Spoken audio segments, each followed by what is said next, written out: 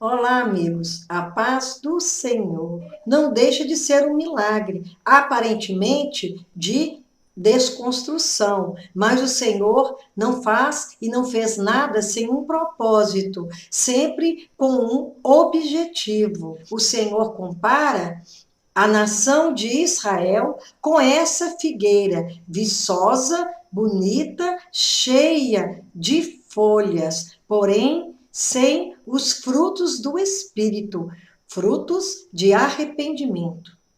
A figueira é uma árvore emblemática que aparece na Bíblia umas 50 vezes e ela sempre representava a nação, o povo de Israel. Essa passagem está em Mateus capítulo 21, versículos 18 a 22, e Marcos 11, 12 a 14 e versículos 20 a 24. A figueira sem fruto. No dia seguinte, quando saíram de Betânia, teve fome. E vendo de longe uma figueira com folhas, foi ver se nela, porventura, acharia alguma coisa. Aproximando-se dela, nada achou, senão folhas, porque não era tempo de figos. Então lhe disse Jesus: Nunca, jamais como alguém fruto de ti. E seus discípulos ouviram isto. E passando eles pela manhã, viram que a figueira secara desde a raiz.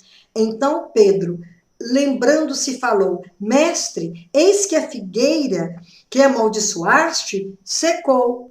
Ao que Jesus lhe disse: Tende fé em Deus, porque em verdade vos afirmo que se alguém disser a este monte, ergue-te e lança-te no mar, e não duvidar no seu coração, mas crê que se fará o que diz, assim será com ele.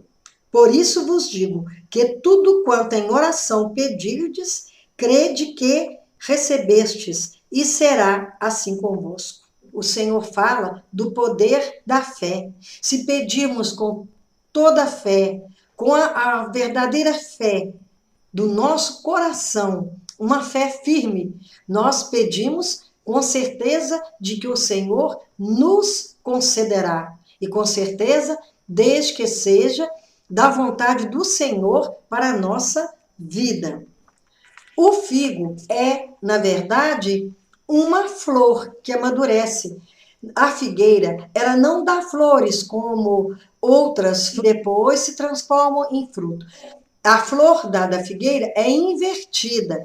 Ela é uma flor por dentro, em formato de pera. E depois que ela amadurece, ela se torna um fruto, por sinal, muito saboroso. Esse fato aconteceu entre dois episódios importantes. Antes que Jesus secasse a figueira, ele entrou triunfalmente em Jerusalém. Ele estava montado em um jumentinho e foi aclamado como rei dos judeus. Ele foi ali naquele momento homenageado com grande alegria. E depois acontece o episódio da figueira e em seguida o Senhor Jesus vai purificar o templo. É aquele evento em que Jesus viu os cambistas fazendo da casa de oração um covil de ladrões, de salteadores, com um chicote, ele consegue expulsar aqueles cambistas da casa de Deus. A figueira, ela estava cheia de folhas, estava muito viçosa, muito bonita. Todos nós já sabemos que existe a propaganda enganosa. O que é propaganda enganosa? É quando a propaganda parece convencer e nós compramos algum produto, quando usamos, não encontramos nele tudo aquilo que era anunciado. Isso é uma propaganda enganosa. Nós não achamos que o efeito foi aquele prometido, mas é muito difícil um comercial que não fale coisas que o produto, na verdade, não oferece. A propaganda enganosa da figueira. Porque quando Jesus avistou aquela figueira, à beira do caminho. Então, quem passava por ali via que ela estava repleta de folhas. Quando os frutos aparecem, ela já está cheia de folhas, porque primeiramente nas suas extremidades começa assim a aumentar de tamanho, a crescer, até que os frutos começam a brotar.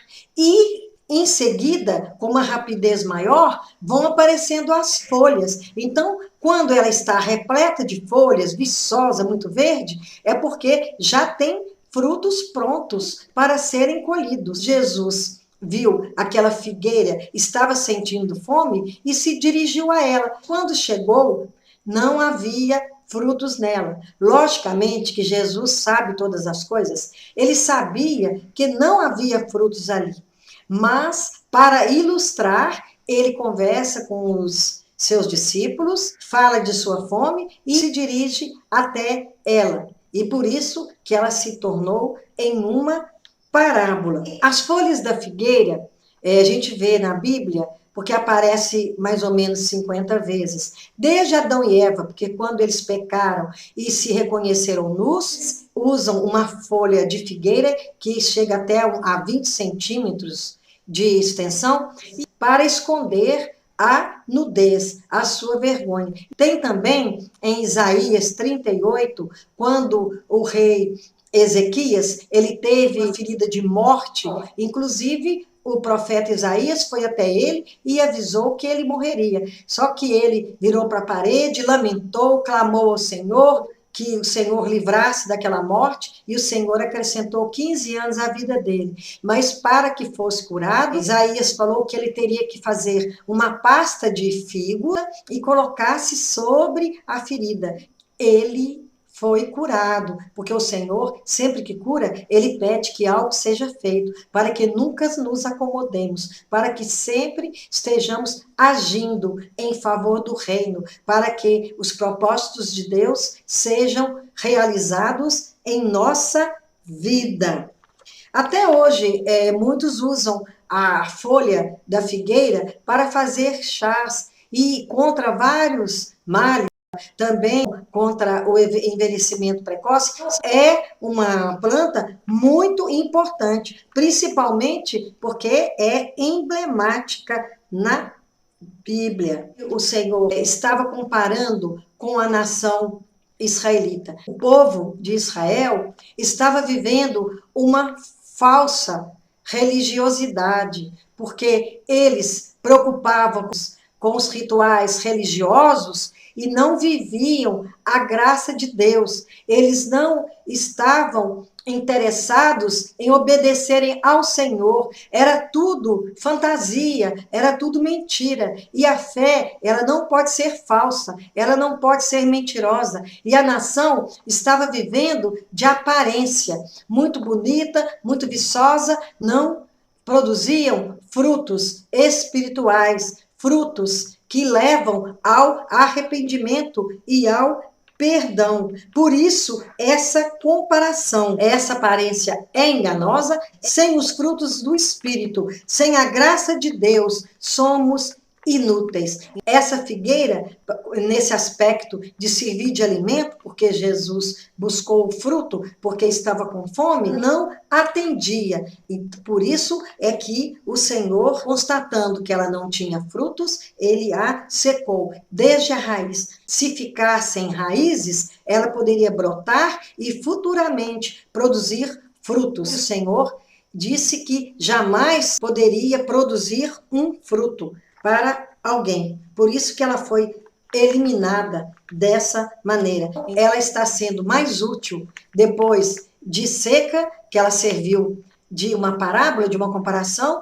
do que viva ali na beira do caminho, sem poder servir a ninguém, sem poder matar a fome de ninguém.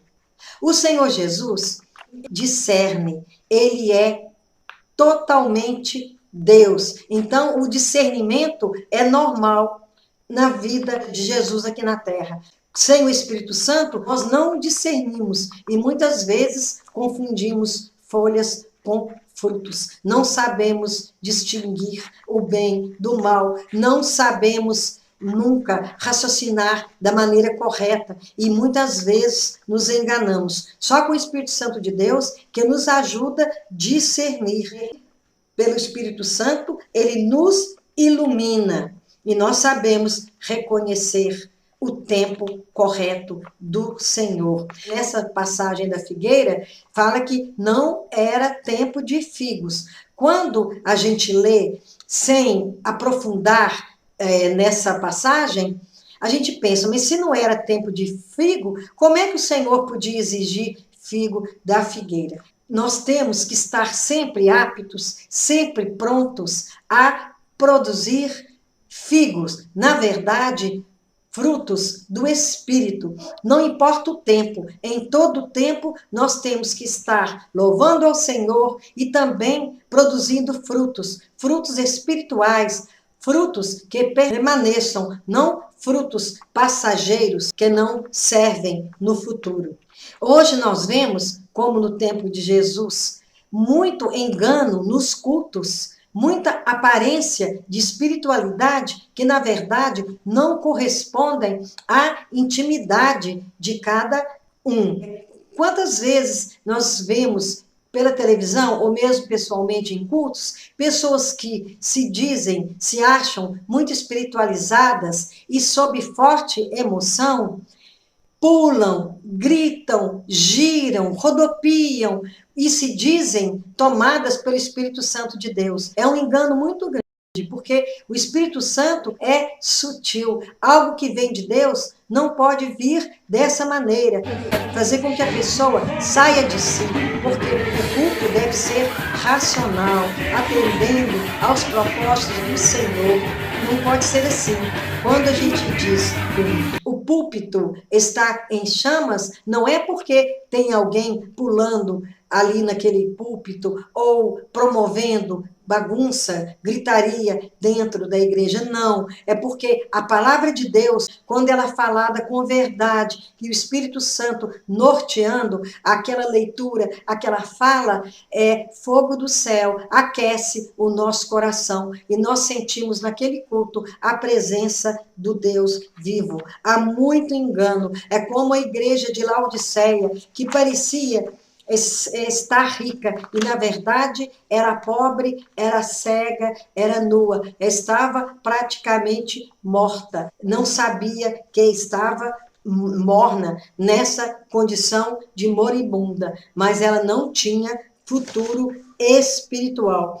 E com o Espírito Santo em nossa vida, nós enxergamos muita coisa que sem o Espírito Santo nós não seríamos capazes. Temos que sempre estar buscando ao Senhor, orando em verdade, de coração, dirigindo o nosso culto racional ao Senhor, com toda sinceridade, para que Ele nos enxergue como nós também o vemos. Ele vai auscultar o nosso coração, esquadrinhar o nosso espírito e através do Espírito Santo, vamos reconhecer a nossa fragilidade, os nossos pecados recorrentes que precisam ser extirpados, como também foram extirpadas as raízes daquela figueira. Vemos nas igrejas certas profissões de fé que não correspondem à realidade. São pessoas que se dizem preparadas, que buscam